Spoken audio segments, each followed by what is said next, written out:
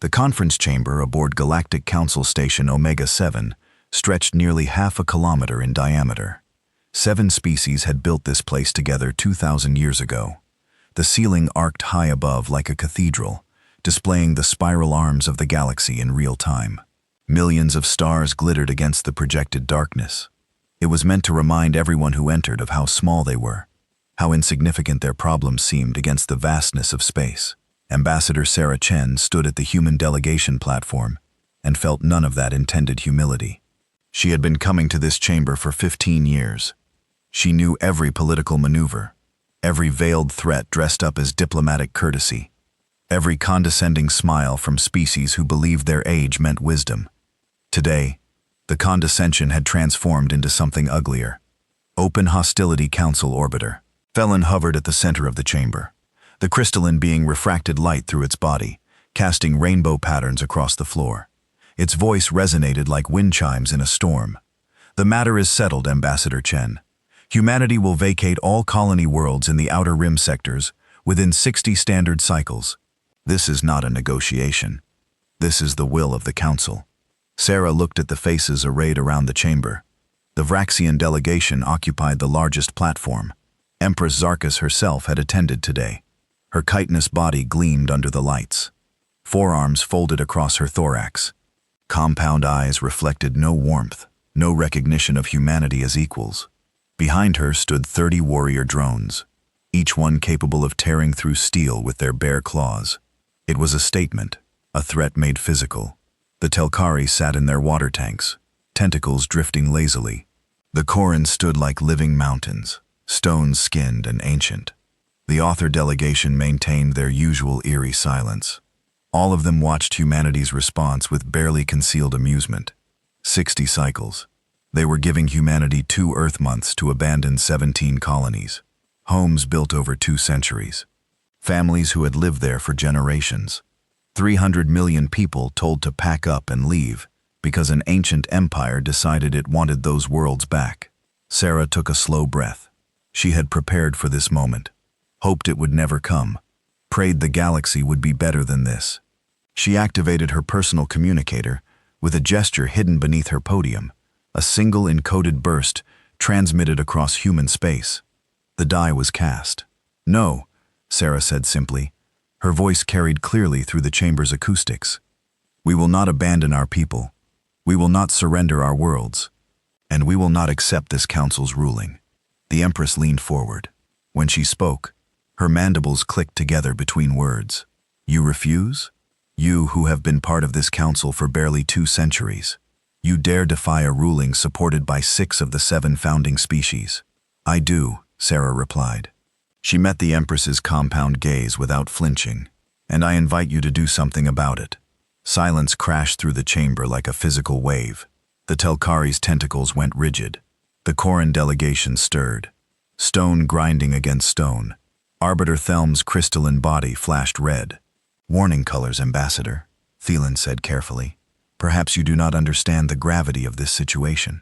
The Vraxian Empire has provided archaeological evidence of settlements in those sectors dating back 17,000 years. Their claim predates your species' written history. The Council has ruled. You must comply," Sarah smiled. It was not a pleasant expression. "I understand perfectly, Arbiter. You believe might makes right. You believe because your species are older. You can dictate terms to the young upstarts who haven't learned their place yet." She paused. Let the words settle. "Well, try me and see what happens." The Empress laughed. The sound was like glass shattering, harsh and cutting. Bold words from a species that has never fought a real war. "You humans play at being civilized. You sign treaties and attend diplomatic functions. You smile and compromise. You are soft." She gestured with one bladed arm. "I will show you what happens when children play at being adults." Sarah gathered her data pad, straightened her jacket. "Then I suppose we'll all find out together." She turned and walked toward the exit. Her 2 aides fell in beside her. Behind them, the council erupted into chaos. Species arguing over humanity's audacity, debating what punishment would be appropriate. As the doors sealed behind them, Junior Ambassador Michael Torres whispered urgently, "Ma'am, Did you just declare war on the Vraxian Empire? On the Council? No, Sarah replied. Her voice was cold, distant. I told them the truth, that humanity will defend itself. They chose to interpret that as a declaration. The signal has been sent. Admiral Webb will have received it by now. And if they attack, Sarah stopped walking, turned to face her aides. Both young, both brilliant, both about to see what humanity really was, beneath the diplomatic veneer. Then the galaxy learns a lesson we've been trying to spare them for 200 years. That peace is not the same as pacifism. That diplomacy is not cowardice. That humans learn something from our bloody history that they never had to. What lesson is that? Torres asked. How to survive when the monsters come for you. How to become something worse than monsters if necessary.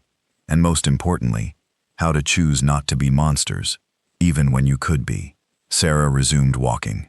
The Vraxians are about to discover that choice cuts both ways. 3 days later, the strike came, not against a military target. The Vraxians wanted to send a message, wanted humanity to understand the price of defiance. They chose New Perth, an agricultural colony, population 42,000, the furthest of the contested worlds from any military installation. Sarah watched the footage in Earth Command Situation Room. Admiral Marcus Webb stood beside her, his face carved from granite, his eyes burning with controlled fury. The Vraxian battle group had emerged from hyperspace, directly above the colony. No warning, no demands. They simply opened fire, kinetic strikes from orbit, each one releasing the energy of a nuclear weapon. The colony's shields lasted approximately 4 minutes. After that came the bombardment of the surface. 40,000 civilians dead in the first hour. Another 2,000 in the fires and infrastructure collapse that followed. Children, farmers, teachers, people who had never held a weapon, never threatened anyone. They died because the Vraxian Empire wanted to prove a point. The footage cut to Empress Zark, this broadcasting from her flagship. This is the price of defiance. This is what happens when lesser species forget their place. Humanity has one more chance. Evacuate the outer rim. Beg forgiveness, or we will turn every human world into ash and memory. Webb turned off the display. The room fell silent. 20 staff officers, the Joint Chiefs, representatives from every branch of Earth's military, all of them waiting to see how humanity would respond to this atrocity. This casual genocide. Sarah spoke first, her voice steady, despite the rage she felt building behind her ribs. Admiral, status of the Damocles Protocol. All assets confirmed active and in position. Webb replied, We've been preparing for this scenario since first contact. Every contingency planned, every target mapped, every weapon ready. He paused. The question is, do we use them once we cross this line? An ambassador. There's no going back. The galaxy will learn what we really are. They killed 40,000 people to make a point, Sarah said quietly. They broadcasted across every civilized world in the galaxy. They want the rest of us to live in fear, to accept that might makes right, that the strong can do whatever they want to the weak. She walked to the window, looked out over the sprawling military complex. Beyond it, the lights of Geneva stretched toward the mountains. Millions of people living their lives, trusting that someone would protect them from the darkness between the stars. Execute the protocol, Sarah said. All of it. Show them exactly what humanity learned from our history. Show them what happens when you mistake peace for weakness, when you think compromise means cowardice, when you assume the quiet ones won't fight back. Webb nodded slowly, a weight settling onto his shoulders. Ma'am, you understand what this means? What we're about to do? I do, Sarah replied. It means we stop pretending. We stop holding back. We show the galaxy the truth that we've been hiding for 200 years. That humans didn't join the galactic community because we were weak. We joined because we were terrified of what we might become if we stayed isolated. What we might do if we had no one to check our worst impulses. She turned back to face the room, looked at each officer in turn. The Vraxians wanted to see what happens when they push us, when they attack our civilians, when they threaten everything we've built. So, let's show them. Let's show the entire galaxy. Humanity said, Try me and see what happens. They tried. Now they get to see. Admiral Webb straightened, saluted. Damocles Protocol is active. All units are weapons-free. God help us all. God help them, Sarah corrected softly. We tried to warn them. We told them to try us and see what happens. They chose this path.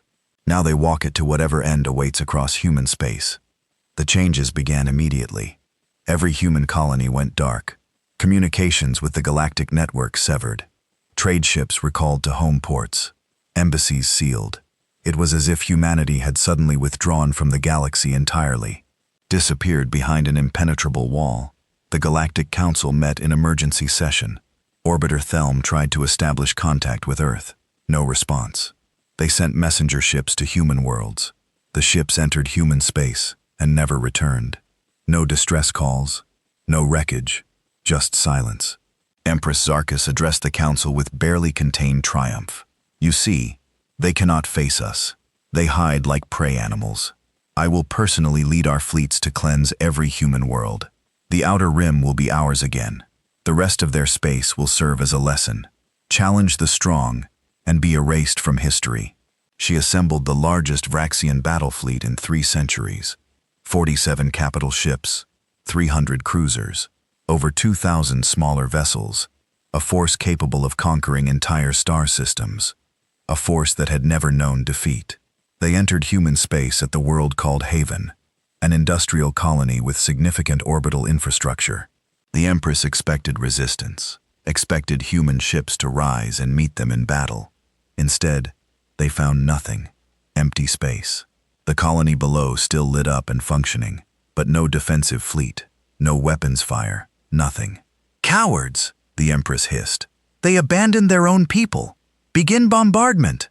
Show them the price of defiance. That was when the darkness struck. No warning, no energy signature.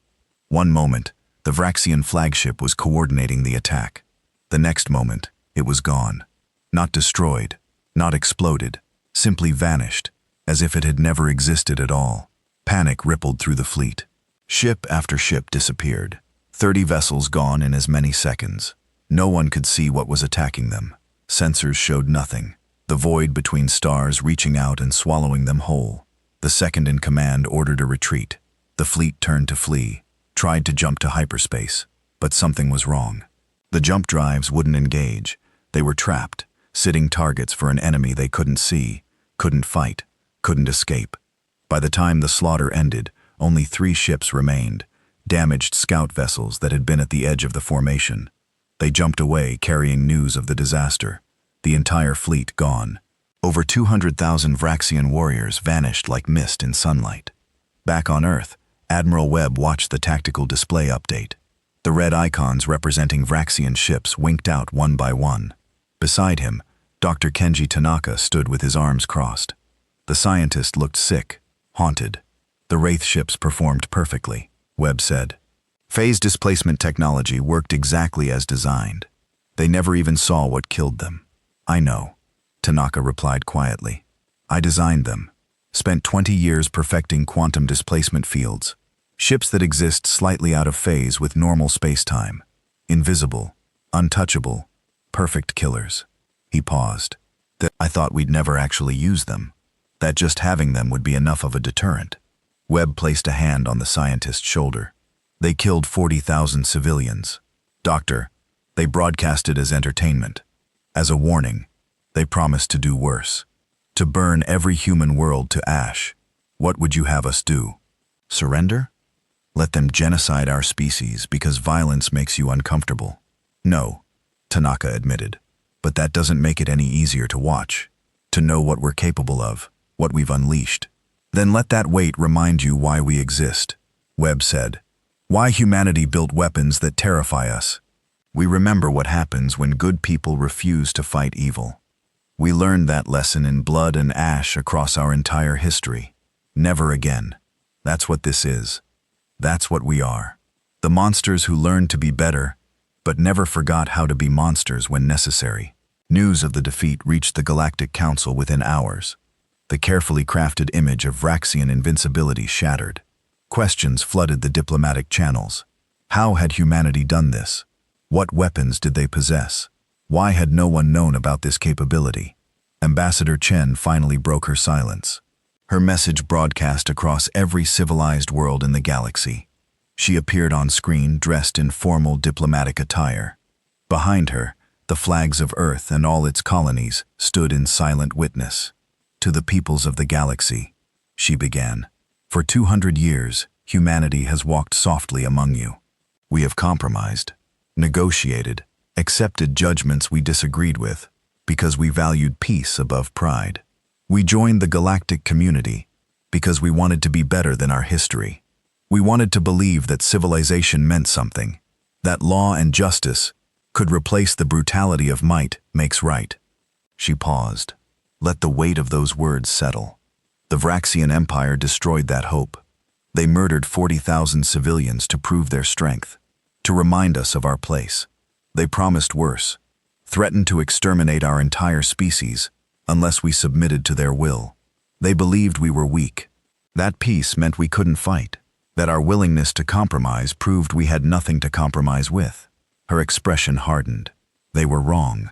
We told them, try me and see what happens. They tried. Now they see humanity is not weak. We are restrained. We are not helpless.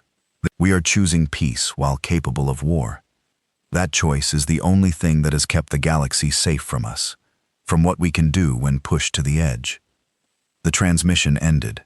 Silence fell across the galactic networks. And in that silence, everyone began to understand the same terrifying truth. Humanity had been hiding something, not weakness, not inability. They had been hiding strength, terrible, overwhelming strength. The kind that only a species that had nearly destroyed itself multiple times could develop and choose not to use until now. Until someone pushed them too far. Until someone made them show the galaxy what they really were beneath all that carefully maintained civilization. The Vraxians had poked the sleeping beast. Now everyone was about to learn what that beast looked like when it opened its eyes and remembered how to hunt. The smoking ruins of New Perth still smoldered when humanity's true nature began to reveal itself. Admiral Marcus Webb stood on the bridge of the EDS Retribution, watching the tactical displays update in real time. Every human world showed green, fully operational, every defensive platform active, every orbital installation armed and ready. But to the galaxy, humanity had gone silent, dark, vanished behind walls of encrypted communications that no one could break. Webb studied the star charts. 200 years of careful exploration, detailed surveys of every major trade route, positions of every species' military installation, supply depots, manufacturing centers, command and control networks. The Galactic Council thought humans were enthusiastic traders, eager explorers, friendly neighbors, always willing to share resources and information. They were intelligence agents, every single one. 2 centuries of the most comprehensive reconnaissance operation in galactic history. Humanity had been preparing for this possibility since the day they made first contact, since the moment they realized the galaxy was not the peaceful utopia they had hoped for, that strength still mattered, that the strong still preyed on the weak. Status of Operation Silent Night? Webb asked his tactical officer. Commander Sarah Rodriguez checked her displays. All sleeper fleets report ready status.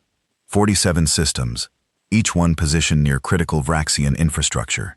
They've been waiting in those positions for an average of 32 years. Crews rotate every 18 months. No one suspected a thing. Webb nodded slowly. 32 years. An entire generation of human warriors living in deep space, hidden in the dark between stars, waiting for orders that might never come. That was humanity. Patient, methodical, willing to play the long game, because they understood something the galaxy had forgotten. That preparation prevented catastrophe. That the best defense was the enemy never knowing you were ready to fight. What about our friends on the council? Webb asked. The species that voted with the Vraxians to steal our worlds. Rodriguez allowed herself a cold smile. We have files on every council member going back 15 decades. Political connections, economic interests, military capabilities, psychological profiles, everything. If this escalates beyond the Vraxians, we know exactly where to apply pressure. Economic sanctions, that would their trade networks. Intelligence, we could leak, that would destabilize their governments. Military strikes that would their defensive capabilities without killing civilians. She paused. We also have contingencies if they decide to join the fight against us. Each species has different weaknesses, different fears. We've spent 200 years learning them all. Webb walked to the forward viewport. Stars stretched in every direction. Beautiful, distant, cold. Somewhere out there, the Vraxian Empire was realizing they had made a terrible mistake.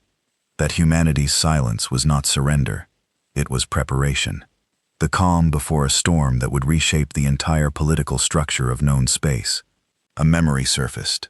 Webb pushed it down. Now was not the time. But the faces haunted him anyway. His wife, his daughter, killed during what the galaxy called the First Contact Incident. What humanity called the First Contact War. An exploratory fleet from the Korans had discovered Earth. Humanity had been excited, hopeful, ready to join a community of peaceful species exploring the cosmos together. The Korans had seen primitive technology, a species barely capable of interstellar flight. They had landed on Earth and demanded submission. When humanity refused, they bombarded 3 cities from orbit, 2 million dead in the opening salvo. They wanted slaves, resources, a species that would serve their empire without question. They discovered their mistake within days. Humanity was not advanced in space travel, but they were very advanced in killing each other. Thousands of years of constant warfare, weapons development that had nearly led to extinction multiple times. When the Korans landed their occupation forces, they met resistance that shocked them. Humans using chemical weapons, biological agents, nuclear devices, deployed in their own cities to stop the invaders. The Korans fled, went to the Galactic Council, claiming humans were savages, monsters that needed to be contained. The Council sent mediators, tried to understand what had happened. They found a species traumatized, but defiant. A species that had lost millions, but refused to surrender. A species that had looked at superior technology and found ways to defeat it anyway. The Council offered membership, promised protection from future aggression. But Webb remembered what the senior ambassadors had told him. The Council's real message had been clear. Join us, or we will allow others to finish what the Coronans started. Be civilized, or be destroyed. Humanity had chosen to join, to learn, to prepare, sir. Rodriguez interrupted his thoughts. We have reports from the Vraxian border. Their second fleet is moving toward human space, smaller than the first, only 12,000 chips. Looks like a probe to test our defenses. Webb turned back to the displays.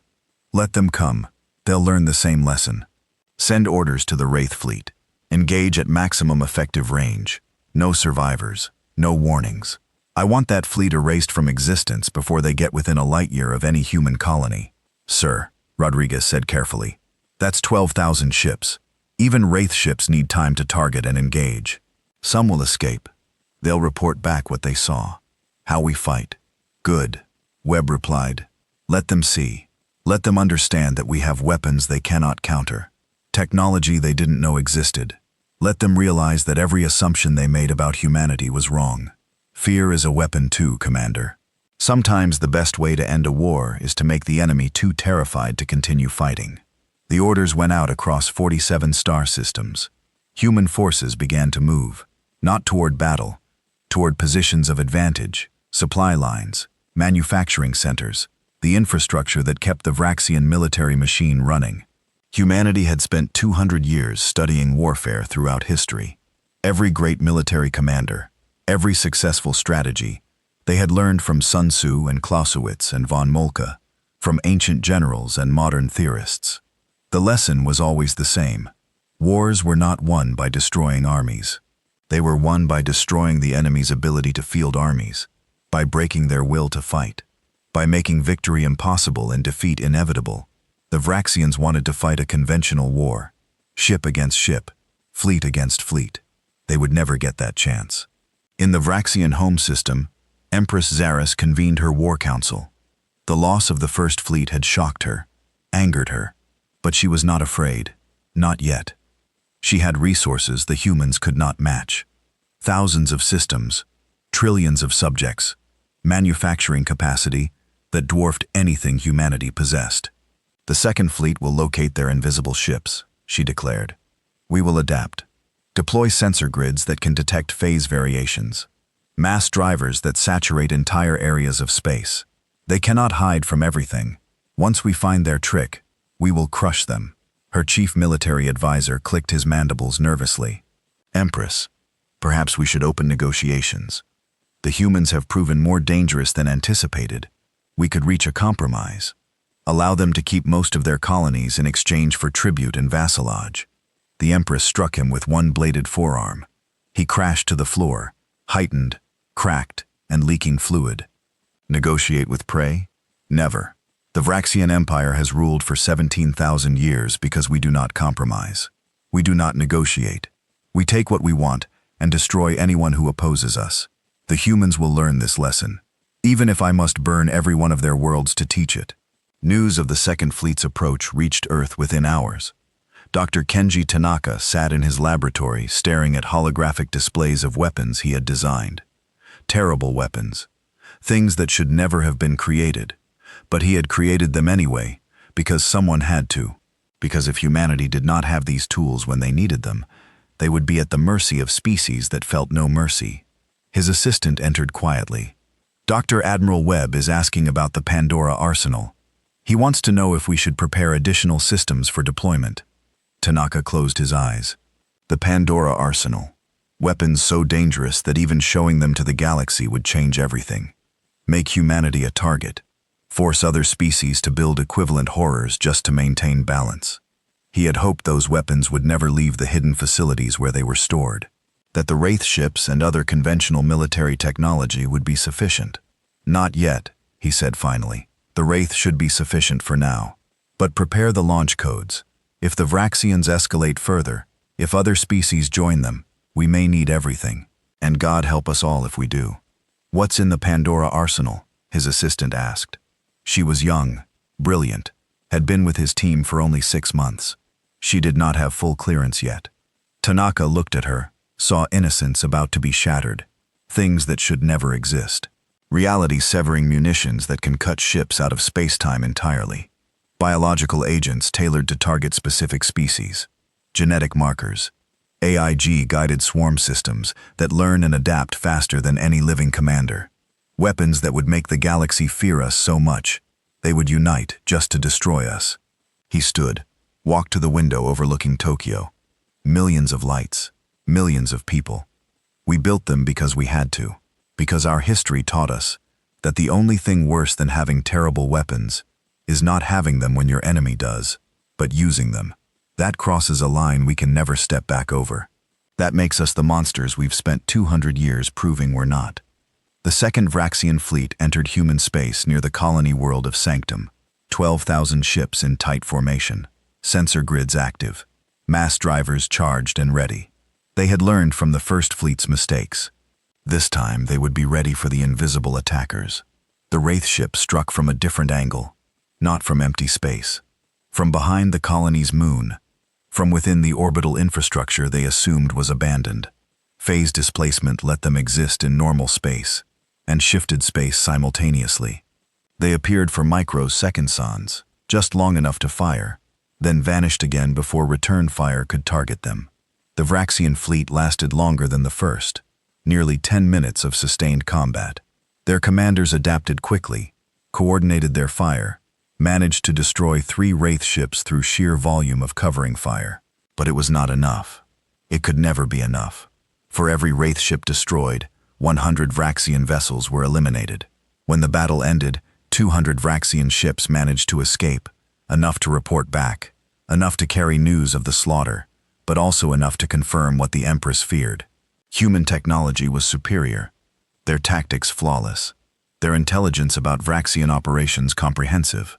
Somehow impossibly, the young species had outplanned and outpreared an empire that had endured for millennia. On the Galactic Council Station, emergency meetings continued around the clock. Representatives from 6 species argued about how to respond. The Telkari advocated for intervention, a joint military force to stop the human aggression. The Korans, remembering their own defeat, stayed silent. The Authority proposed sanctions, economic isolation until humanity agreed to negotiate. Arbiter Thelen called for calm. We must understand what we are dealing with.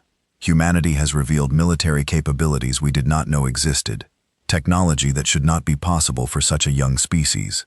This suggests they have been preparing for conflict since they joined the Council, perhaps before a Telkari representative spoke. Then they deceived us, lied about their capabilities, pretended to be peaceful, while building weapons to threaten us all. This is exactly the kind of behavior we should punish. Unite our forces, show them they cannot threaten the established order. Or a Koran elder rumbled. We could consider why they built such capabilities and never used them until provoked. 200 years of peaceful coexistence. No military conflicts, no territorial expansion. They integrated into our society, traded freely, contributed to scientific advancement. Then we voted to take their colonies. The Rexians murdered 40,000 civilians. Perhaps the question is not why humanity is fighting back. Perhaps the question is why we thought they would not. Silence fell. The Corinth had spoken an uncomfortable truth. Humanity had followed every rule, accepted every judgment. Then the Council changed the rules, allowed theft and murder. And now they were shocked that humanity refused to accept it, refused to be victims quietly. Ambassador Chen's second message arrived during the debate. This time she appeared on screen wearing military dress uniform, not diplomatic attire. The shift was deliberate, symbolic. Humanity was done pretending. To the members of the Galactic Council, she began. Some of you are debating whether to join the Vraxian Empire in their war against us. Some of you think you can force us to submit through economic sanctions or diplomatic isolation. Some of you believe you can teach us our place through military force. Allow me to educate you about what you are actually considering. The screen behind her lit up with data. Star charts, trade routes, military installations. The layout of every major species infrastructure in perfect detail. This is what we know about you. Everything. 200 years of careful observation. Every weakness, every vulnerability, every secret you thought was hidden. We have watched you, learned from you, prepared for you. Her expression hardened. We did not do this because we planned to conquer you. We did this because our history taught us a simple lesson. Hope for peace, but prepare for war. We hoped the galaxy would be better than our experience suggested. That law would matter more than strength. That civilization would mean something. You have proven those hopes were naive. So now you get to see what happens when humanity stops hoping and starts acting. She leaned forward. Any species that joins the Vraxians in attacking us will regret that choice. We will not fight fair. We will not accept honorable defeat. We will use every advantage, every weapon, every tactic we have developed across our bloody history. And our history is very, very bloody. We nearly destroyed ourselves a dozen times before we reached the stars. We learned how to kill efficiently, how to wage total war, how to make our enemies regret ever challenging us. Those lessons are about to be taught to the galaxy. The transmission ended, but the message was clear. Humanity was not asking for peace. They were demanding it. Choose peace, or face consequences no one was prepared for. Because humanity had stopped pretending, stopped hiding. The galaxy was about to learn what humans really were, when they decided the time for diplomacy had ended. Webb watched the transmission from his bridge, saw the calculated escalation, the precise threat delivered with cold professionalism. Sarah Chen was not just a diplomat anymore. She was a warrior in different uniform, fighting with words instead of weapons, but fighting nonetheless. Do you think it will work? Rodriguez asked. Will they back down? Webb shook his head. Some will, the smart ones, the ones who can read between the lines and understand what we're really saying. But others, the ones who think we're bluffing, the ones who believe their strength still matters, they'll test us. And when they do, we'll have to show them we meant every word. He looked at the tactical displays again. Vraxian forces regrouping, council members moving fleets into position, the galaxy holding its breath to see what would happen next. Tell all commanders to maintain readiness. The next phase is about to begin, and it's going to get much worse before it gets better. Worse how, sir? Webb's expression was grim. Because now they know we have advanced weapons. They know we've been hiding our capabilities, but they don't know everything. They don't know about the Pandora arsenal. They don't know about the contingencies we have for total war. They don't know that every weapon we've shown them so far is just the opening move. We tried to warn them. We said, try me and see what happens. They tried. Now we have to show them all of it, until they understand that fighting humanity is not worth any prize they think they'll win. Rodriguez felt cold settle into her bones.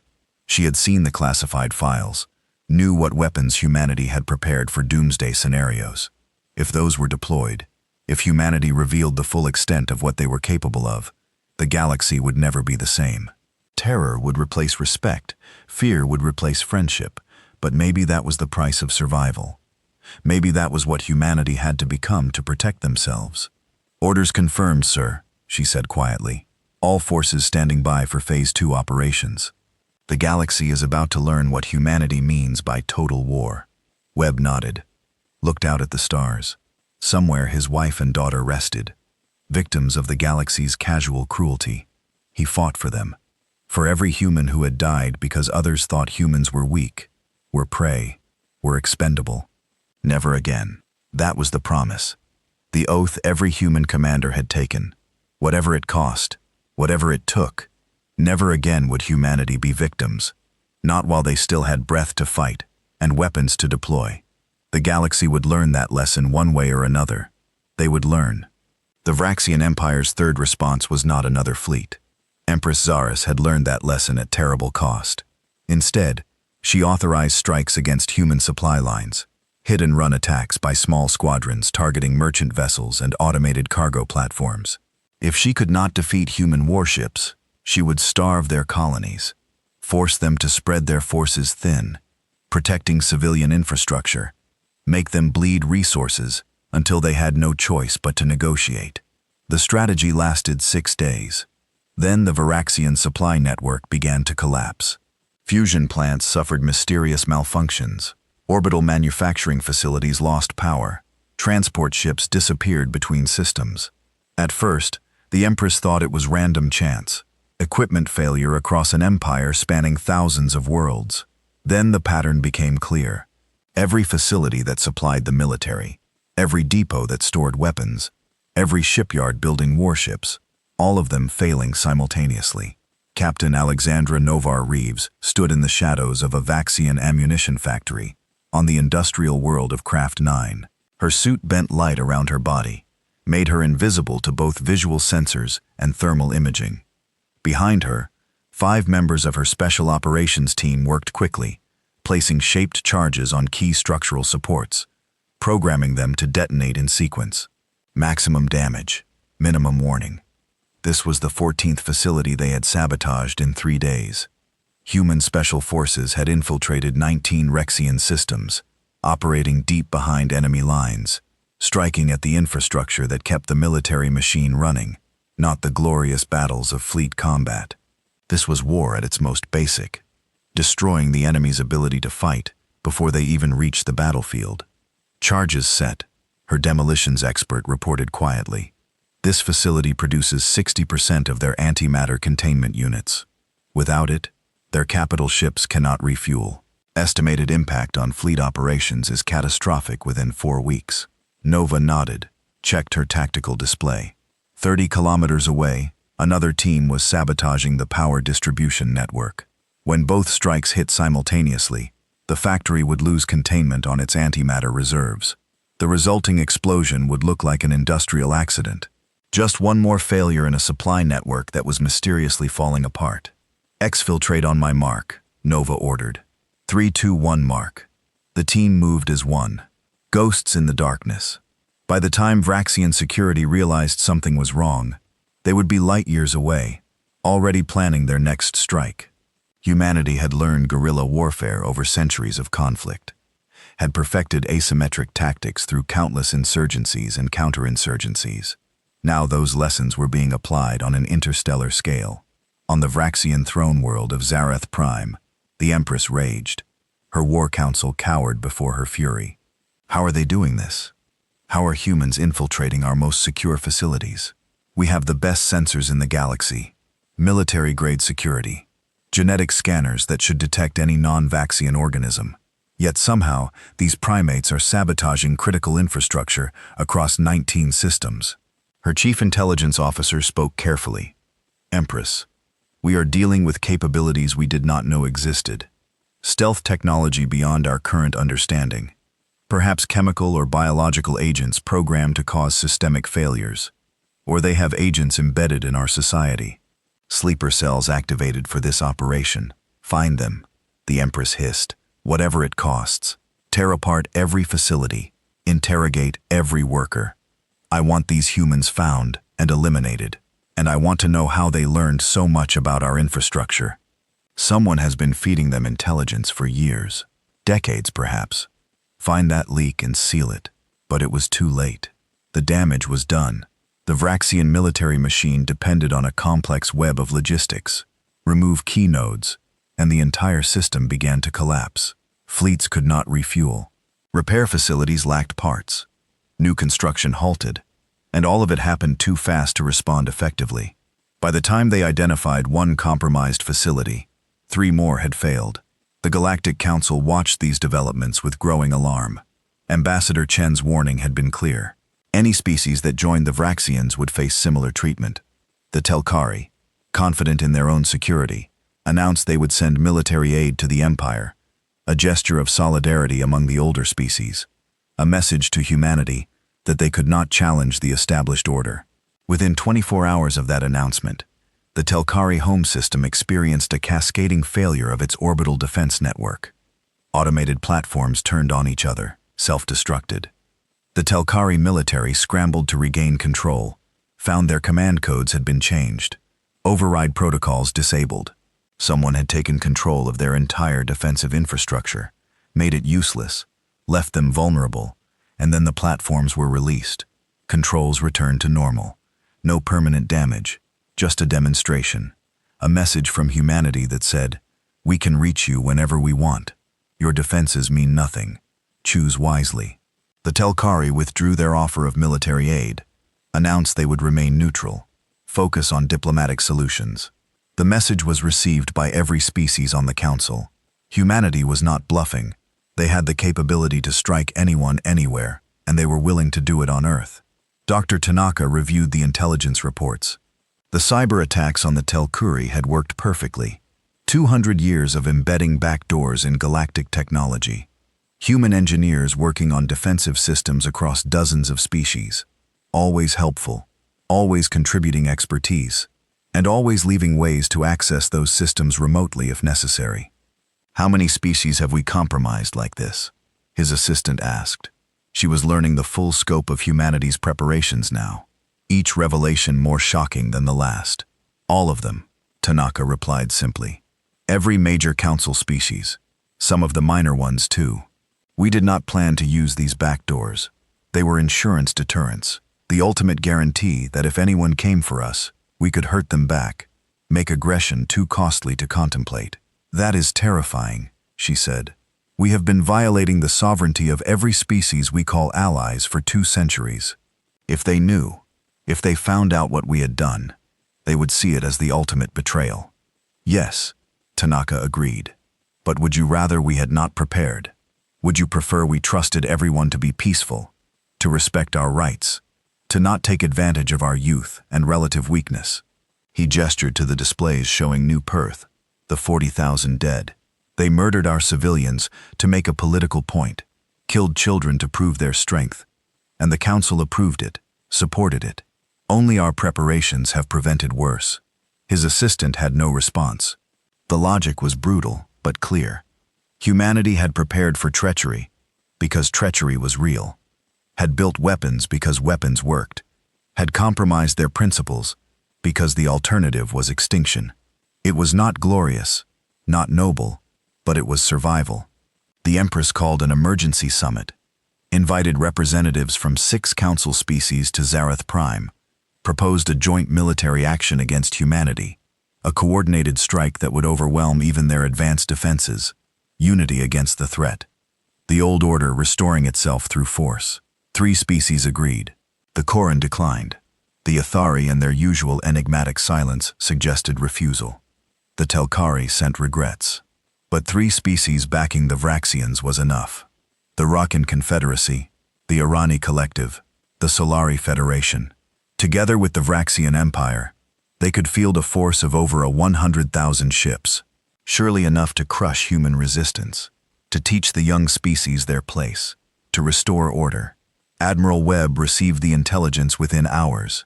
His face remained impassive as he read the details.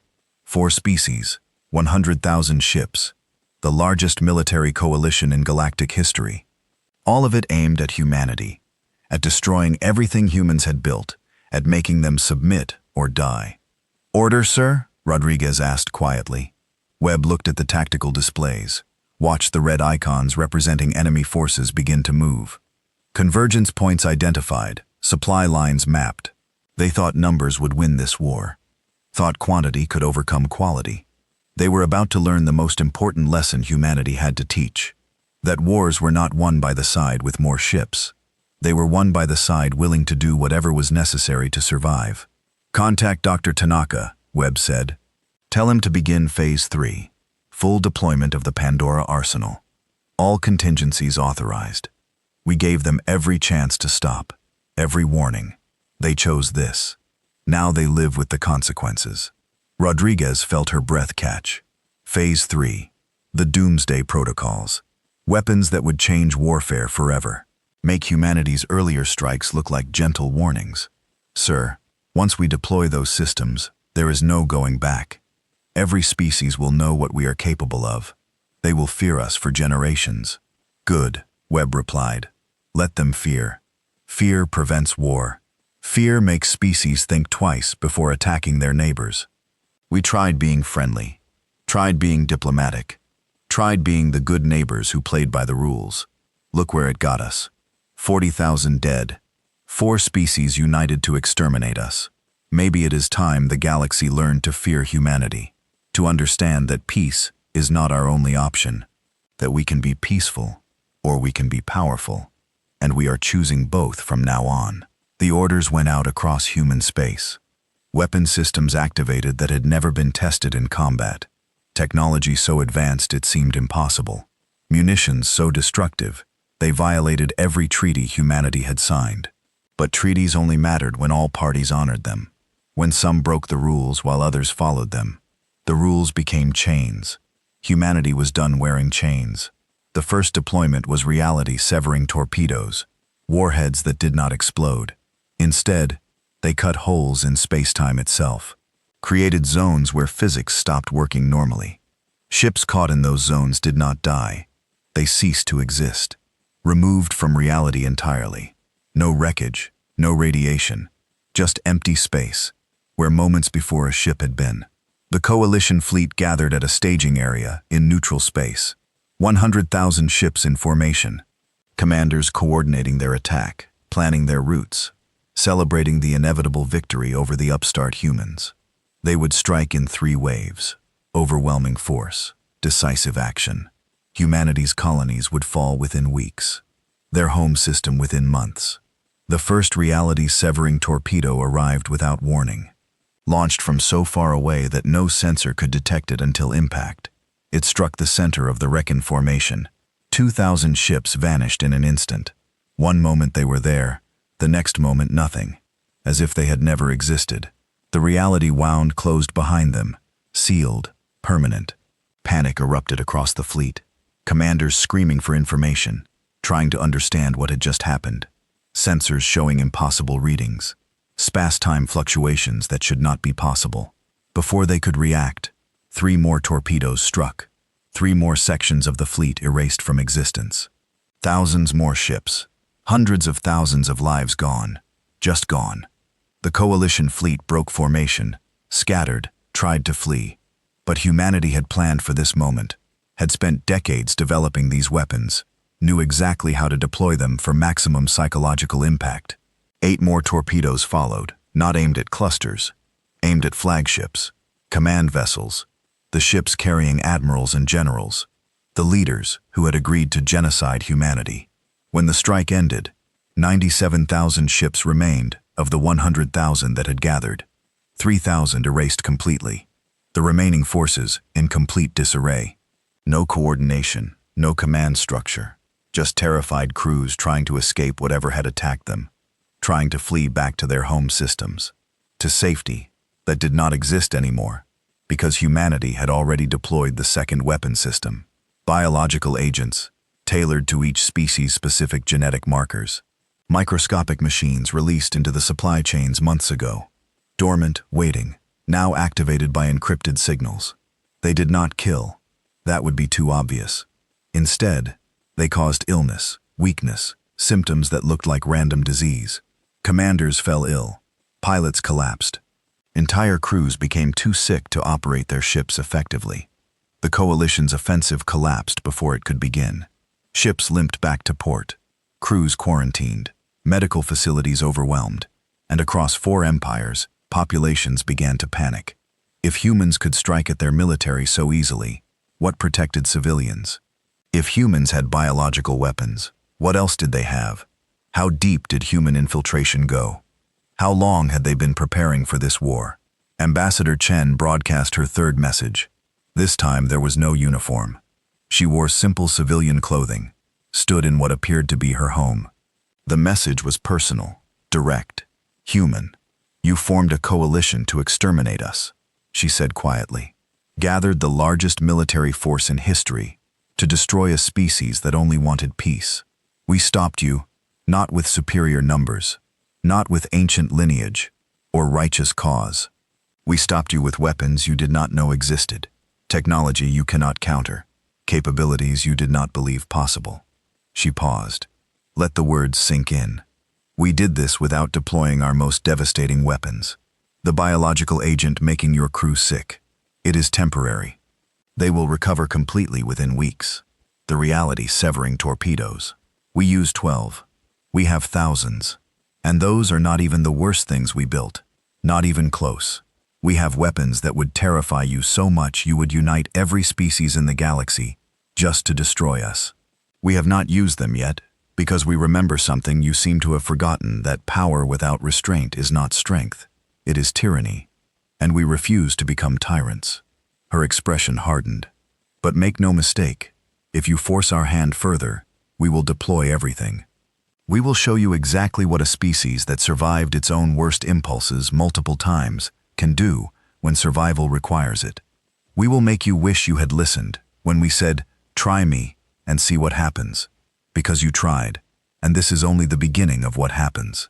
Choose peace now, while that choice still exists, while we are still willing to offer it. The transmission ended. Silence fell across the galaxy. Species that had existed for millennia suddenly understood they were not the apex, not the strongest, not the most advanced. They had been surpassed by the young species they had dismissed as irrelevant. The species they had thought they could bully, control, destroy if necessary. They had been wrong, catastrophically wrong, and now they had to decide whether pride was worth extinction. On Zarath Prime, Empress Zaris finally felt fear. Real fear, not the cautious concern of facing a worthy opponent. True terror at confronting something she could not defeat, could not escape, could not comprehend. The humans had held back, had warned repeatedly, had given chances. She had ignored them all, believed her ancient empire was invincible. Now she understood the truth. Her empire was fragile, had always been fragile, and humanity had been patient enough to see every weakness, clever enough to exploit them all. She looked at her remaining advisors, saw the same fear reflected in their eyes. "What do we do?" she asked. For the first time in 4 centuries of rule, she genuinely did not know, did not have answers. How do we fight an enemy like this? Her chief advisor spoke carefully. Empress, perhaps the question is not how to fight them. Perhaps the question is whether we should continue fighting them at all. They have demonstrated overwhelming superiority, shown they can strike anywhere, defeat any force we send, and they claim they have held back, that worse weapons exist. If they are telling the truth, if they deploy those weapons, our empire may not survive. The cost of victory, if victory is even possible, may be extinction. The Empress wanted to rage, to demand total war, to throw everything at humanity until one side was destroyed. But fear paralyzed that instinct. Fear of what humanity might do if truly pushed to the edge. Fear that the humans were not bluffing. That they really did have weapons worse than reality-severing torpedoes. That fighting them further would only prove how right they were to prepare so thoroughly, so ruthlessly, so completely. "Contact the human ambassador," she said finally. The words tasted like ash, like defeat. But survival mattered more than pride. "Tell them we wish to negotiate. That the Vraxian Empire is willing to discuss terms for ending hostilities. That we recognize we misjudged humanity's capabilities and willingness to defend themselves." She paused, felt 17,000 years of imperial pride crumble. "Tell them we surrender." The surrender offer arrived through encrypted channels. Empress Zaris herself appeared on screen. No throne room grandeur, no warrior drone standing guard. Just an old creature looking suddenly fragile, defeated the weight of 17 millennia of imperial pride. Crushed by 3 weeks of warfare against an enemy she had fatally underestimated. Ambassador Chen watched the transmission in the secure conference room deep beneath Geneva. Admiral Webb stood beside her. Dr. Tanaka sat at the table, hands folded, expression haunted. They had won, achieved what seemed impossible 3 weeks ago, forced the largest empire in the galaxy to surrender, without deploying even half of humanity's arsenal. But victory felt hollow, bitter, because the galaxy would never see them the same way again. "What are your terms?" the Empress asked. Her voice carried none of its earlier arrogance, just exhaustion, fear, the realization that her empire had survived only because humans chose to let it survive. "What does humanity demand for peace?" Chen looked at her advisors. They had discussed this moment, planned for it, hoped it would come before they had to reveal weapons that would make reality-severing torpedoes look gentle, before they had to deploy systems so terrible that Dr. Tanaka had wept when designing them, before they became the monsters they had spent 2 centuries proving they were not. "First," Chen said, "full recognition of human sovereignty over all colony worlds. No future challenges to our territorial claims. No archaeological justifications for seizure. What is ours remains ours. Second, reparations for New Perth. 40,000 civilians murdered. That debt must be acknowledged and paid. Third, trials for those who ordered the attack. War crimes are war crimes regardless of who commits them or which species they belong to." She paused. "Let those demands register. Fourth, the complete dissolution of the current Galactic Council structure. It has proven itself unable to provide justice, unable to protect the weak from the strong. A new organization will be formed, one with actual enforcement mechanisms, actual accountability, where law matters more than age or military strength." The Empress flinched. "You ask us to destroy the political structure that has maintained order for 3,000 years, to admit that our entire system was unjust, that we were wrong." "Yes," Chen replied simply, "because it was. Your order was built on might makes right, on the assumption that older species had the right to dictate terms to younger ones, that military strength justified any action. You voted to steal our worlds because you could, murdered our civilians because you thought we would not fight back. That system died the moment we proved we could fight, that we would fight. Now something better must replace it." The transmission ended with the Empress agreeing to consider the terms, to present them to her advisors, to respond within 72 hours. But everyone in the room knew the truth. She would accept, had no choice but to accept, because the alternative was complete destruction. And she had finally learned that humanity was capable of delivering that destruction, would deliver it if forced to. Webb turned to Chen. "You realize what you just did? Demanding the council dissolve? Half the galaxy will see that as a power grab, as humanity trying to dominate everyone else. We will make enemies of species that would have stayed neutral." "Good," Chen replied. Her voice was steel. "Let them be enemies, if they want to preserve a corrupt system. Let them fight us if they think injustice is worth dying for. We tried working within their system for 200 years, followed their rules, accepted their judgments. Where did it get us? 40,000 dead, 4 empires united to exterminate us. The council proved it cannot be reformed. It must be replaced. And if that makes us conquerors in their eyes, then so be it. At least we will be honest conquerors, not pretending law matters while letting the strong prey on the weak." Tanaka spoke quietly. "There is another problem. The weapons we deployed, The capabilities we revealed, every species will be terrified of us now. They will unite to develop countermeasures, build their own doomsday arsenals. We may have just triggered an arms race that ends with the galaxy destroying itself. Then we make sure the new system has teeth, Chen said. Real enforcement, real consequences for aggression, and we offer to share our technology. Not the weapons, never the weapons, but the defensive systems, the detection grids, the countermeasures. We prove that we built these capabilities for survival, not conquest. That we are willing to help others defend themselves.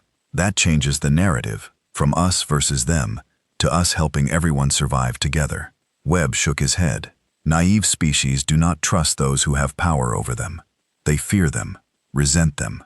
We just proved we can destroy any of them whenever we want. You think sharing defensive technology will make them grateful?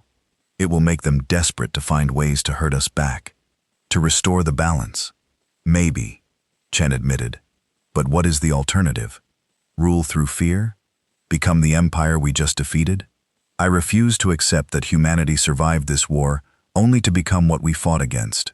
We will find a better way, even if it costs us, even if it makes us vulnerable. Because the moment we decide that fear is sufficient, the moment we give up on justice and law, we prove the Vraxians were right about us, that we are savages, monsters pretending to be civilized. The debate continued for hours. Eventually, they agreed on the final terms: accountability for war crimes, territorial recognition, economic reparations, and a new governing structure, with humanity as Guaranors, but not rulers. It was compromise. Messy, imperfect, but better than the alternatives, better than genocide, better than eternal warfare, better than becoming the tyrants the galaxy now feared they might be. Captain Nova Reeves and her team were recalled from behind enemy lines. They gathered in a briefing room on Earth. 23 operators who had spent 3 weeks sabotaging critical infrastructure across 19 star systems. They looked exhausted, haunted, the weight of what they had done settling onto shoulders not quite strong enough to carry it easily. How many casualties? Nova asked quietly. From our operations, how many Vraxians died when those facilities failed? The intelligence officer checked his data pad. Best estimate is 47,000. Most in industrial accidents when containment failed. Some in the secondary explosions. A few thousand from life support failures on ships that lost power in deep space. We tried to minimize civilian casualties, focused on military infrastructure, but collateral damage was inevitable. Nova felt sick. 47,000 more than died at New Perth. They had become what they fought against. Killed civilians to achieve military objectives. Yes, they tried to minimize casualties. Yes, they targeted legitimate military infrastructure. But dead was dead. Those 47,000 would never go home, never see their families again, because human operators destroyed facilities they worked in, because humanity decided survival required ruthlessness. Captain, one of her team members said, they killed our people first, started this war. We responded proportionally, defended ourselves. You cannot carry guilt for that, cannot I? Nova asked. We are supposed to be better. That is the whole point. We learned from our bloody history, built weapons we hoped never to use, prepared for war while pursuing peace. But the moment violence started, we deployed weapons that killed tens of thousands, used tactics that terrified everyone who saw them, became exactly what we said we were not, monsters. Just monsters who chose to be monsters for the right reasons. She stood, looked at her team. We did what we had to, saved human lives by taking Vraxian ones. But we do not get to pretend it was clean, honorable, justified. We killed people to protect our own people. That is all. Nothing more noble than that. And we carry that weight, because someone has to. Because the moment we stop feeling guilty about killing is the moment we become the empire. The tyrants, the ones who kill easily, because life means nothing to them. The room fell silent, every operator understanding the truth in her words. They had won, saved humanity from conquest. But the cost was measured in lives taken, families destroyed, people who died because humans decided their survival mattered more than Vraxian survival. It was the calculus of war. Brutal, necessary, but never clean. Never something to celebrate without reservation. The Empress accepted humanity's terms 71 hours after receiving them, 1 hour early. As if delaying would only make things worse, she appeared before the remains of the Galactic Council, admitted her empire's crimes, accepted responsibility for the attack on New Perth, agreed to trials for those who ordered it, including herself if necessary. The ancient empire that had ruled for 17,000 years submitted to judgment by species they had considered irrelevant. The other 3 species that had joined the coalition followed quickly: the Arkin Confederacy, the Iranian Collective, the Solari Federation, each one accepting similar terms, each one agreeing that the old system had failed, that something new was needed. Not because they believed it, because humanity had proven they could destroy anyone who refused. Fear was a powerful motivator. Perhaps the most powerful. Ambassador Chen broadcast her final message regarding the war. She stood in the same conference room where she had watched the Empress surrender. Behind her, the flags of Earth and its colonies. Beside her, Admiral Webb and Dr. Tanaka, the 3 faces of humanity's response: diplomacy, military might, technological terror. Together, they had won a war that should have destroyed humanity. Now they had to win the peace. The fighting is over, Chen began. 4 empires have surrendered, accepted terms, agreed to accountability. Humanity has achieved what we set out to do: defended our people, punished those who attacked us, forced recognition of our sovereignty and our right to exist without fear.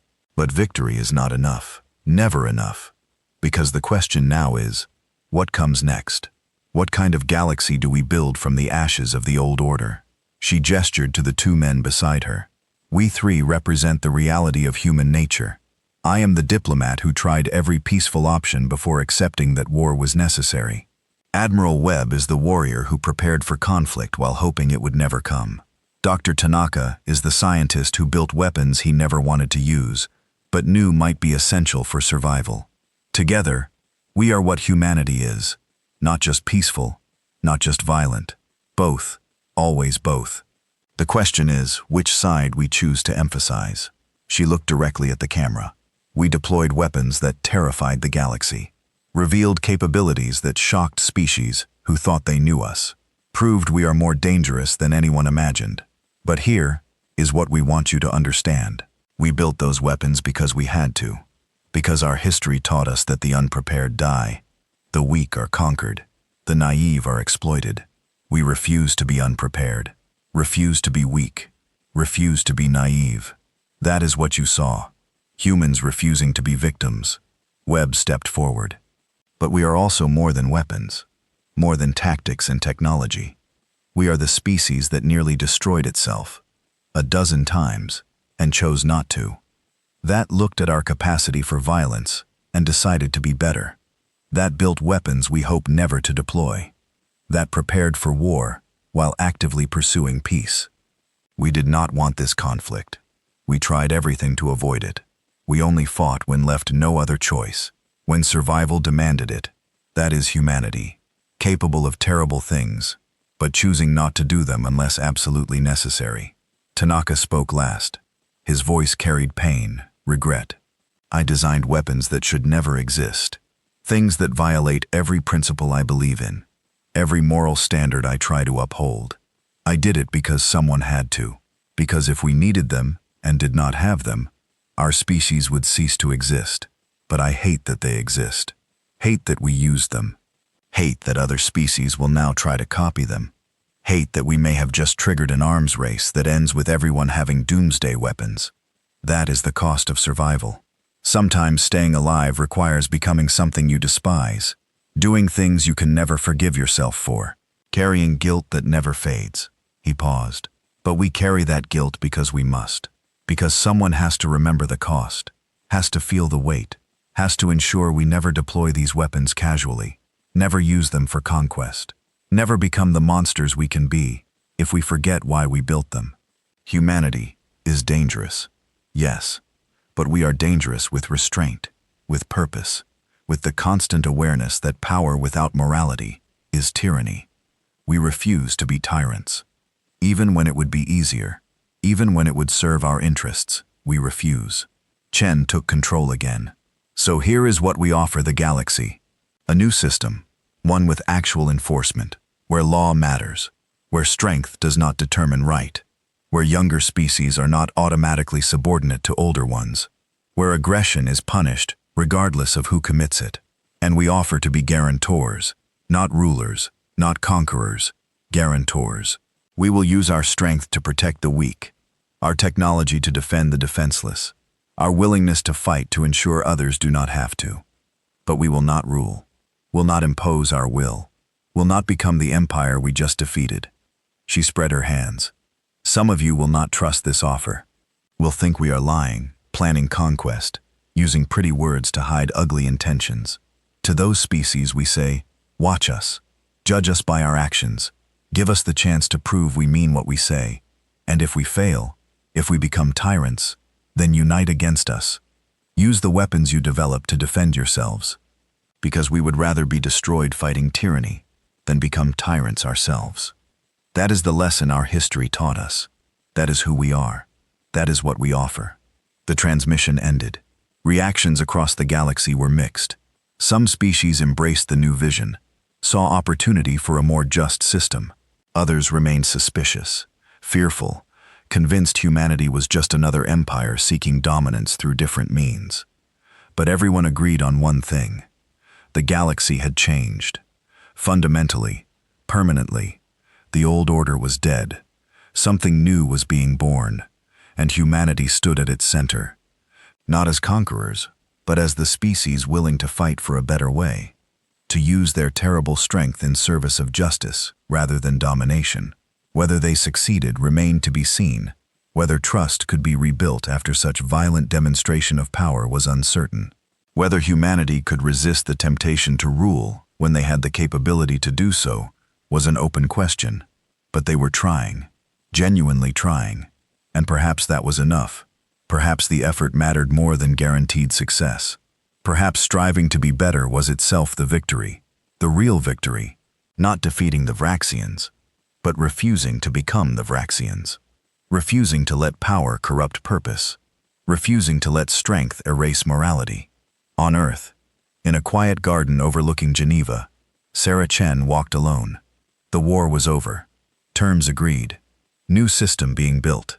She should feel satisfaction, pride, relief. Instead, she felt exhausted, hollow. The weight of 47,000 Vraxian civilians dead from human actions. 40,000 humans dead from Vraxian actions.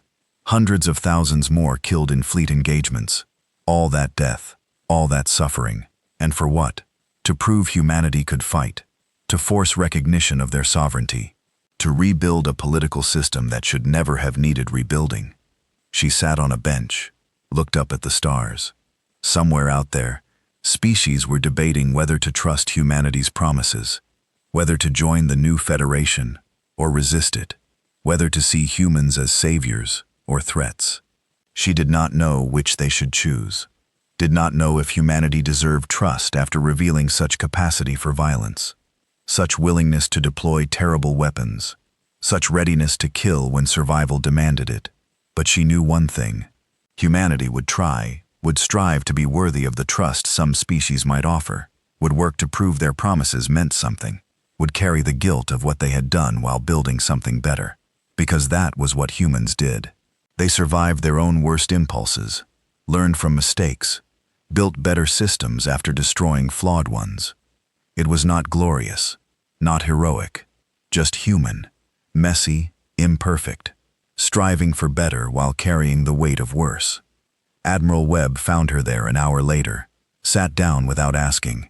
They had fought together, won together. Now they had to figure out how to live with what victory required, how to carry the weight of command decisions that killed thousands, how to remember why they fought while never forgetting the cost of fighting. Do you think it was worth it? Webb asked quietly. Everything we did, everything we revealed, everything we became. Chen thought for a long moment. I think we did what we had to. Defended our people, survived when survival seemed impossible. But worth it? That depends on what we do next. On whether we use this power wisely, whether we resist corruption, whether we build something better, or just become another empire with a different excuse for dominance? Ask me in 50 years after we have had time to prove what we really are. Then maybe I can answer whether it was worth it. Webb nodded. 50 years. 50 years to prove we are not monsters. That we are monsters who learned to be better and meant it. That should be enough time to know.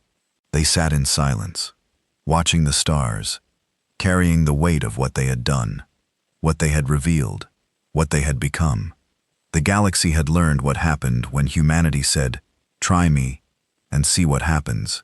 Had learned that humans were dangerous, capable, willing to fight. Now came the harder lesson, the one that mattered more.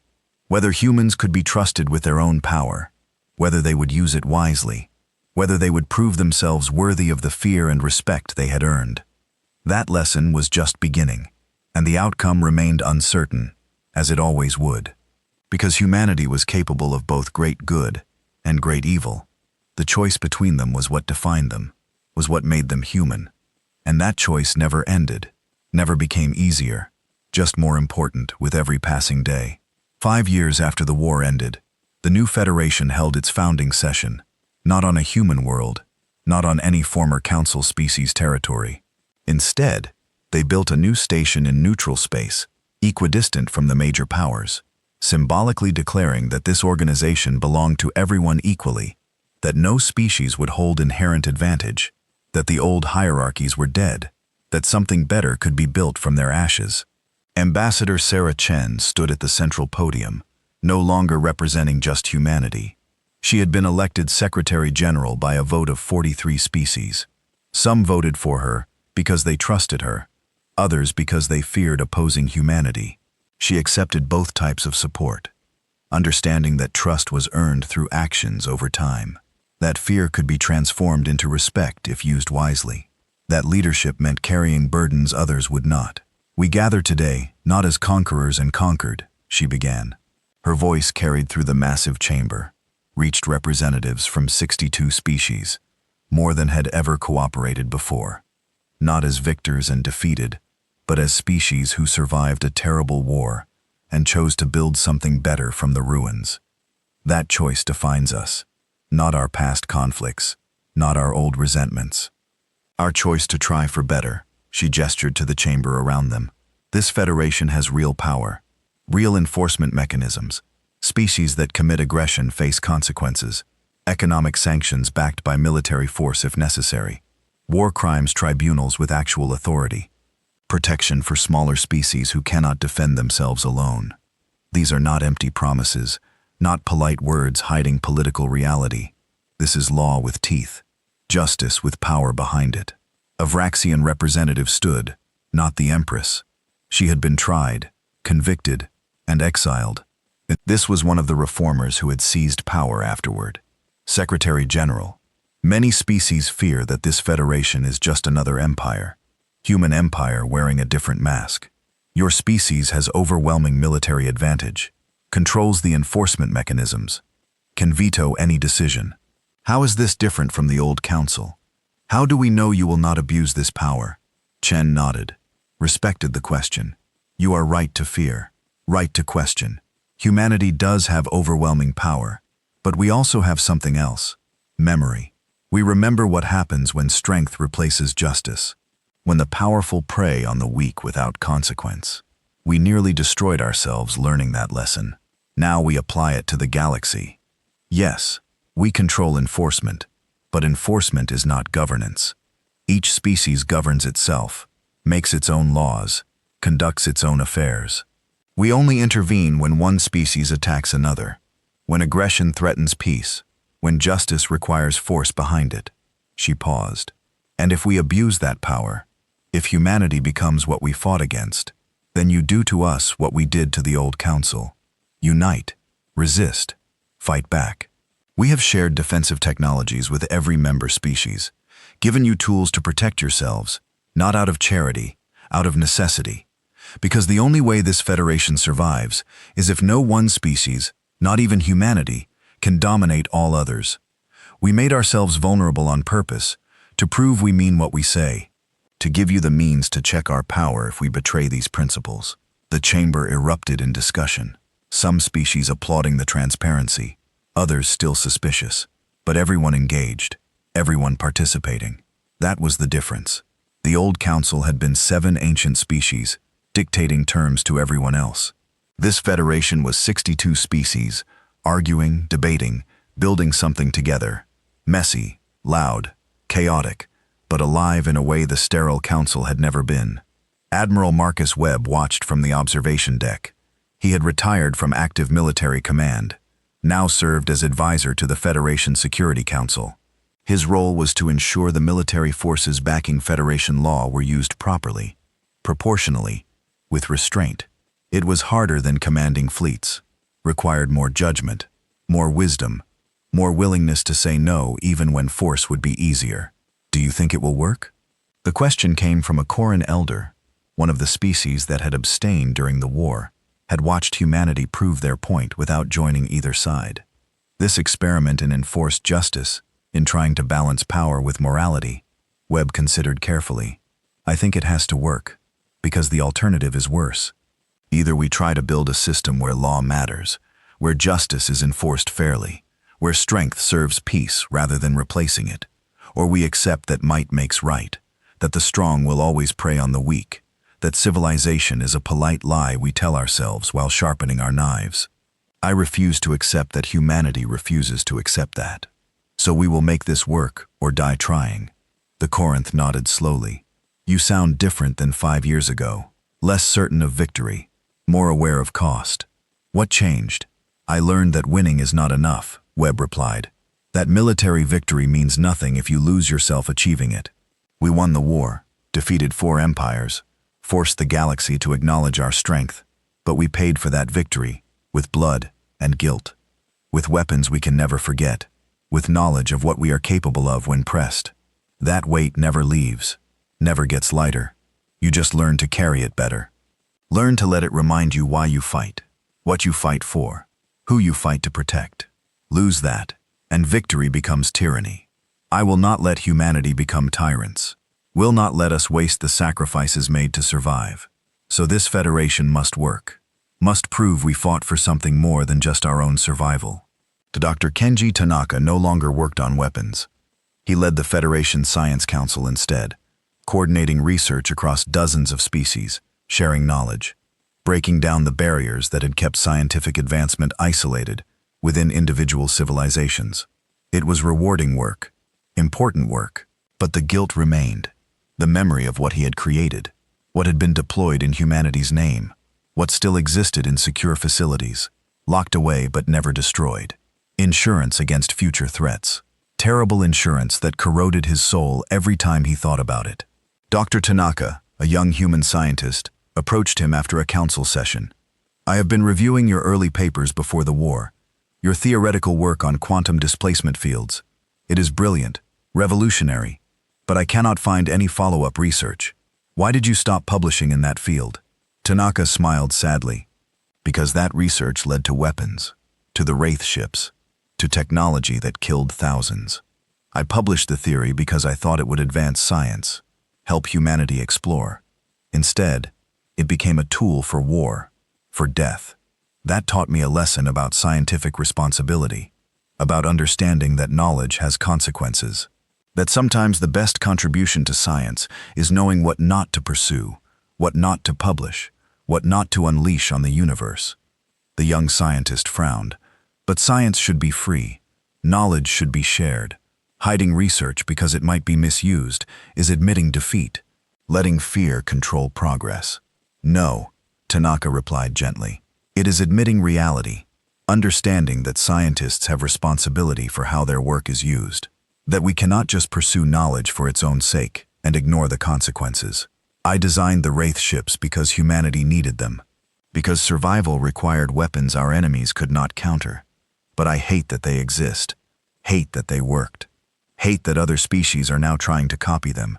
If I could erase that knowledge from the universe, I would, even if it meant humanity lost our military advantage. Some things are not worth knowing. Some discoveries should never be made. Learning which is the real challenge, the real test of wisdom. The young scientist walked away unsatisfied. Tanaka understood.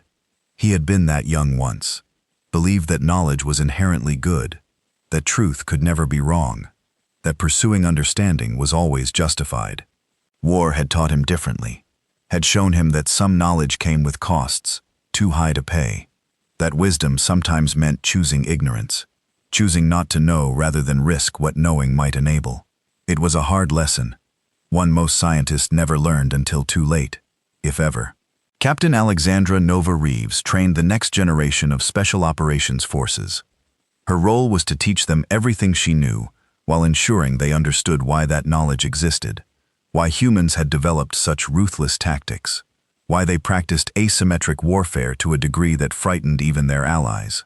She wanted her students to be capable, but also thoughtful, able to fight without becoming defined by fighting, willing to kill without losing themselves to killing.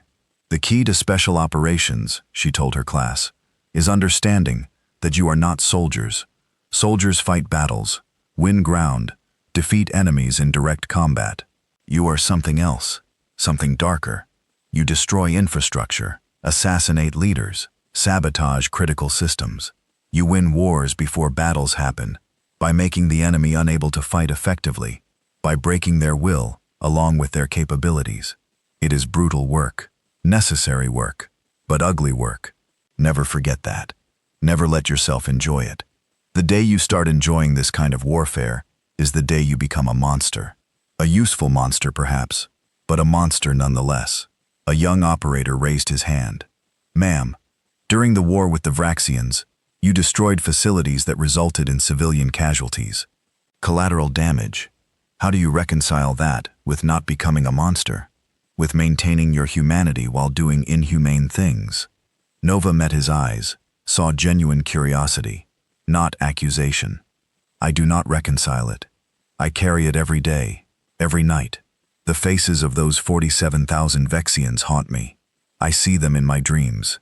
Wonder who they were, what lives they led, what families miss them. I carry that weight because someone has to, because the alternative is pretending those deaths did not matter, were just statistics, acceptable losses. I refuse to accept them. They were losses, necessary perhaps, but never acceptable, never justified beyond the bare minimum of survival. And carrying that guilt, feeling that pain, that is what keeps you human, what prevents you from becoming the monster you could easily become if you stopped caring. She stood, paced the classroom. Humanity won the war because we were willing to do terrible things, to become temporarily what we fought against. But temporarily is the key word. We returned to being civilized after the threat passed, chose restraint when domination was possible, offered mercy when vengeance would have felt better. That choice is what separates us from the empires we defeated. They were always brutal, always ruthless, never questioned whether might made right. We question constantly, doubt perpetually, carry guilt eternally. And that makes us better, not stronger, not more powerful, just better, more human, more worthy of the survival we fought so hard to achieve. The class fell silent. Understanding the lesson was not about tactics or training. It was about identity, about maintaining humanity while doing inhumane things, about staying civilized while being capable of savagery, about the constant tension between what you could do and what you should do. That was the real skill, the essential capability, not the ability to kill efficiently, but the ability to kill when necessary and stop when it was not, to know the difference, to care about the difference, to let it matter. Across the galaxy, species were adjusting to the new order. Some embraced it. Smaller civilizations that had lived in fear of their larger neighbors found protection in Federation law, found their voices mattered, found that might did not automatically make right anymore. They flourished, grew, contributed to the broader civilization in ways the old system had never allowed. It was beautiful to watch, proof that the war had accomplished something worthwhile, that the blood spilled had purchased something better than just survival. Others resented the change. The former powers, the ancient empires that had ruled for millennia, they chafed under laws that restricted their freedom to dominate, hated being judged by standards they had not set. feared human power even as they acknowledged its restraint. Some of them plotted, schemed, looked for ways to restore the old order, to prove humanity's system would fail, that might would always triumph over right, given enough time, given enough pressure. The Vraxian Empire, reduced to a fraction of its former territory, underwent the most dramatic transformation. The reformers who had seized power after the Empress's exile completely restructured their society, abolished the caste system, granted rights to worker drones, opened their government to democratic participation. It was revolutionary.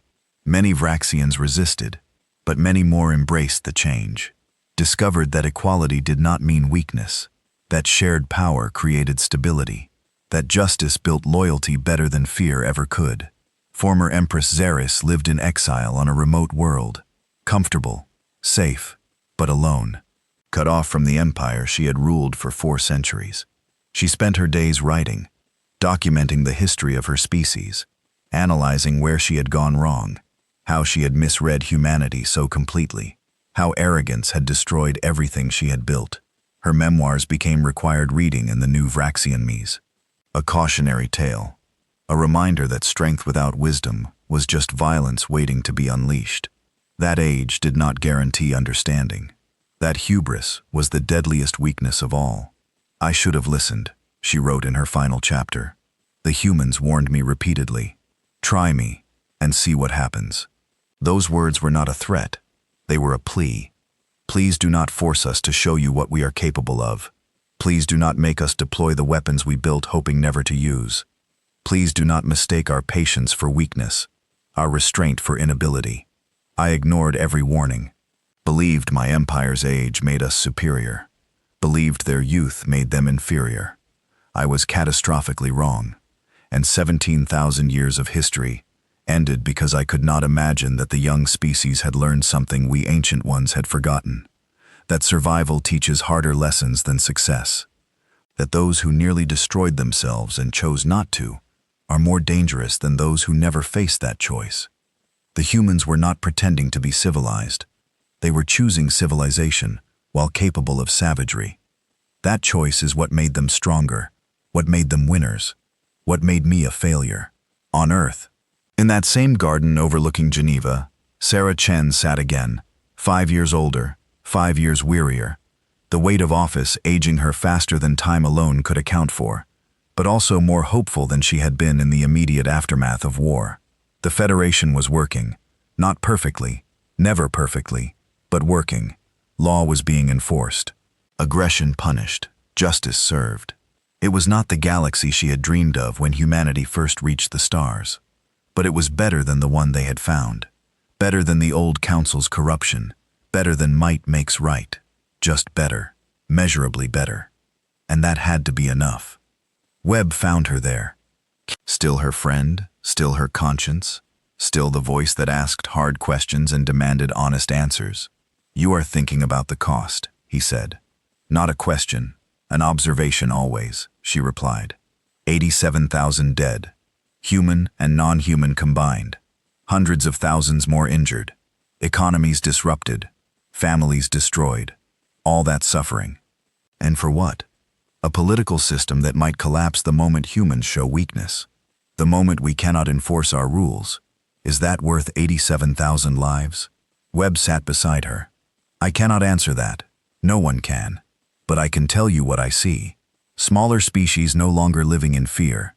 Former empires learning to cooperate instead of dominate. Law meaning something again. Justice being served.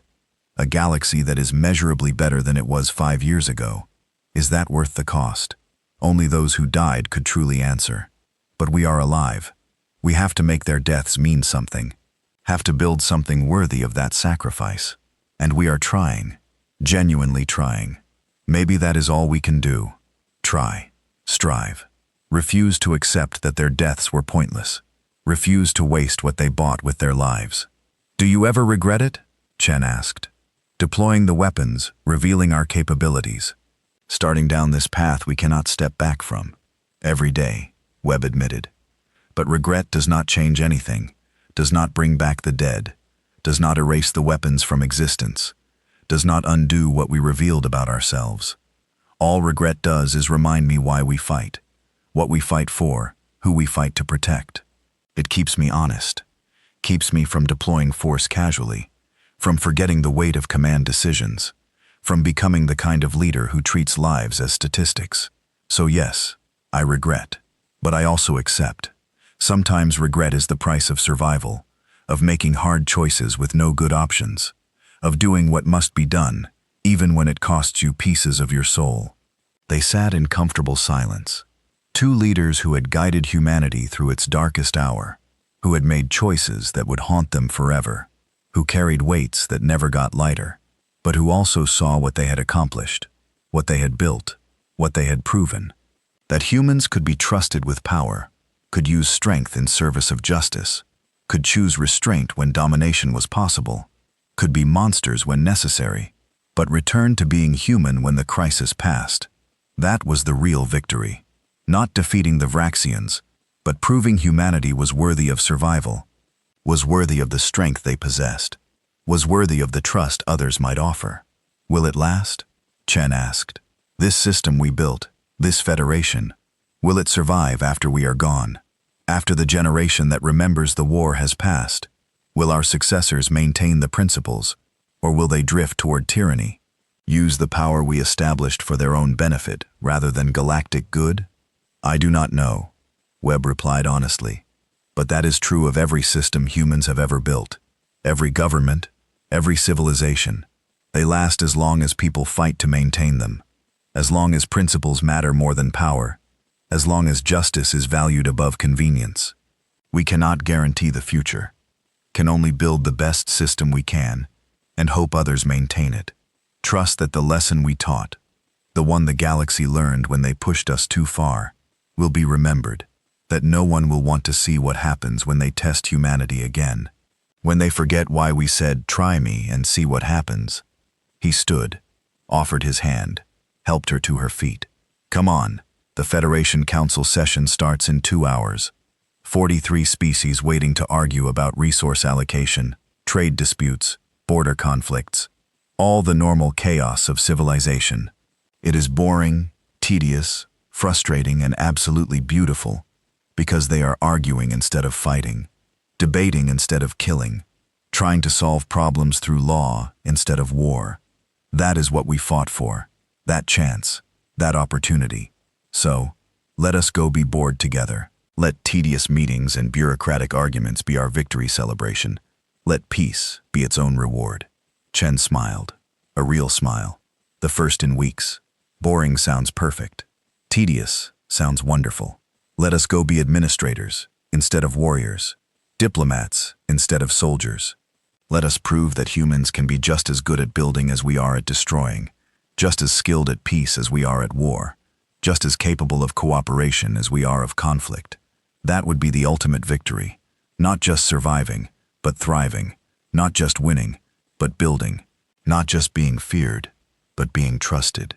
Even if we never quite believe we deserve that trust. Even if we always question whether we are worthy. That questioning, that doubt, that is what makes us human. What keeps us honest. What prevents us from becoming the monsters we know we could be. They walked together toward the Federation headquarters.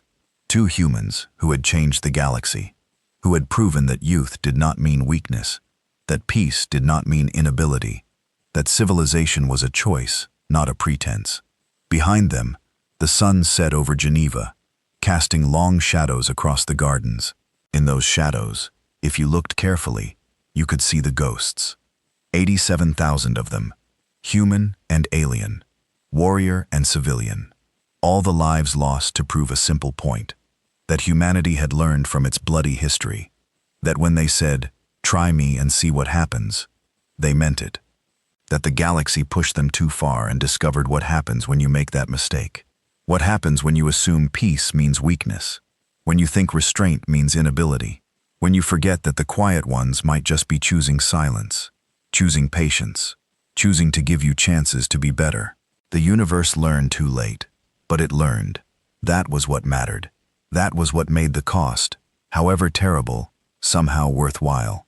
The galaxy had changed fundamentally permanently, because one species refused to be victims, refused to accept that might made right, refused to surrender to injustice. Even when survival seemed impossible, they fought, they won, they built something better. And in doing so, they proved that civilization was not a lie, not a pretense, not a comfortable story told by the weak to the strong. Civilization was a choice, a difficult choice, a choice that required strength to maintain, but a choice worth making, worth fighting for, worth dying for, and absolutely worth living for. Because a galaxy where law mattered, where justice existed, where strength served peace rather than replacing it, that galaxy was worth every sacrifice. Every weapon deployed, every terrible choice made, it was worth it, had to be worth it, would be made worth it through the actions of those who survived, who carried the weight, who remembered the cost, who refused to waste what had been purchased with blood and tears and the loss of innocence. That was humanity's final lesson to the galaxy. Not that humans were dangerous, though they were. Not that humans were powerful, though they were. But that humans remembered, carried weight, learned from mistakes, and most importantly, chose to be better, even when being worse would have been easier. Chose civilization even when savagery was possible. Chose justice even when vengeance called. That choice echoed across the stars, reminded every species that civilization was not given. It was chosen every day, every moment, every decision, and humanity chose it again and again. Despite the cost, despite the difficulty, despite the constant temptation to let might replace right, they chose better. And in choosing, they proved that better was possible.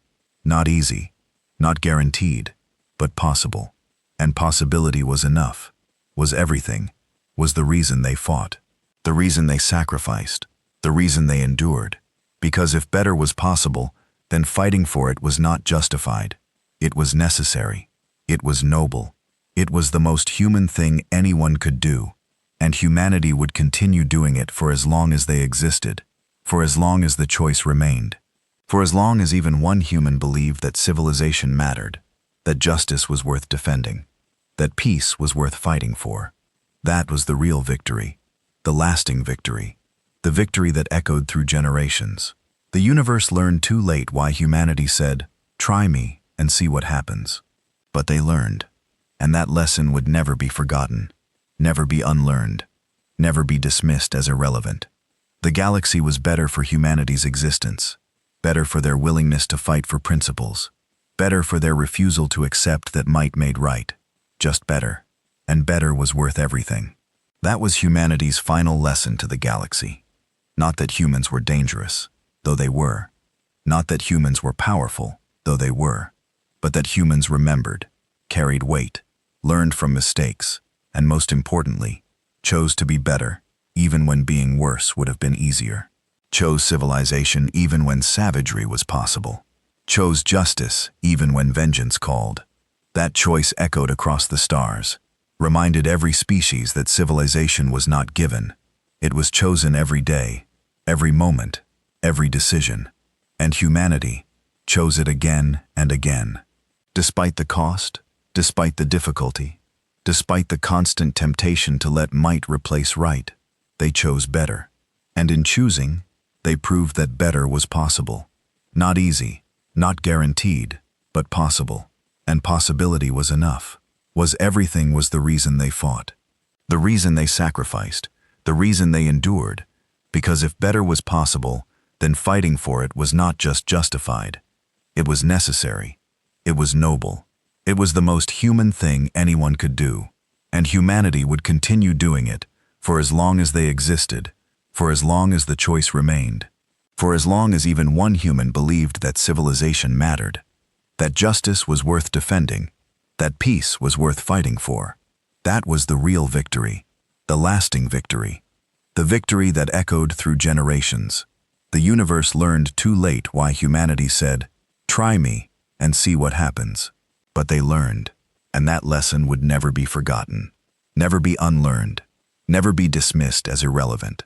The galaxy was better for humanity's existence, better for their willingness to fight for principles, better for their refusal to accept that might made right. Just better and better was worth everything.